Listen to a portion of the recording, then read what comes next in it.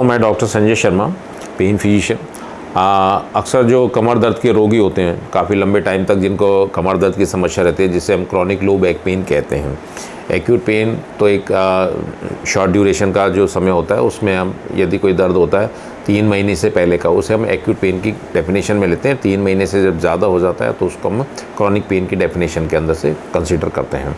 तो इन सब चीज़ों के अंदर से यदि पेशेंट को दर्द आ रहा है तो पहला पार्ट कोई भी डॉक्टर होता है उसको ये आइडेंटिफाई करना होता है ये दर्द कहाँ से आ रहा है।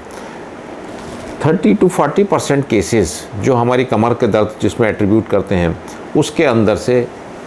एक्सेप्ट स्पाइन जो हमारा रीढ़ की हड्डी है, उसके अलावा नीचे का बेस जिस पे हमारा ये पूरा स्पाइन टिका होता है,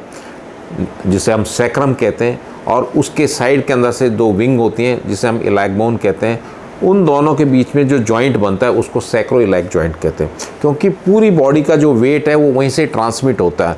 उसकी कोई पैथोलॉजी हो, उसमें ट्रॉमा हुआ हो, चोट लगी हो, कोई इन्फेक्शन हुआ हो, कोई इन्फ्लामेशन हुआ हो, लंबे टाइम तक के कोई गठिया की समस्या रही हो, आर्थराइटिस हो, सैक्रोआइलाइटिस हो, बहुत सारे ऑटोइम्यून डिसऑर्डर होते हैं, इन सब के कारण ये कमर का दर्द एग्रवेट हो जाता है। और उस पेशेंट के अंदर से हम ये सोचा जाता है कि कमर में दर्द हो गया तो ये तो स्लिप डिस्क हो गई या शैटिका हो गया, स्लिप डिस्क हो गई, अक्सर ये देखा जाता है। लेकिन इस चीज़ को कंफर्म करने के लिए जो आपके डॉक्टर साहब हैं, क्लिनिकली कुछ टेस्ट होते हैं, क्लिनिकली है ना, रेडियोलॉजिकली की तो अलग चीज़ है, उसमें कुछ आपके जो मैनुअली उनको टेस्ट किया जाता है कि पेशेंट को एसआई जॉइंट इन्वॉल्व है या नहीं है। उनके पॉजिटिव आने के बाद में आप radiological investigation, just for example आप सीटी स्कैन या एमआरआई, तो उसके अंदर से उसकी जो जॉइंट की जो पैथोलॉजी है, उसमें साइनोवाइटिस हो रहा है, इरोजन हो रहा है, अलाइनमेंट में प्रॉब्लम आ रहा है, कोई ऑस्टियोफाइट बन रहा है, वो सारी स्ट्रक्चर्स एमआरआई के अंदर से हमें नज़र आ जाती है।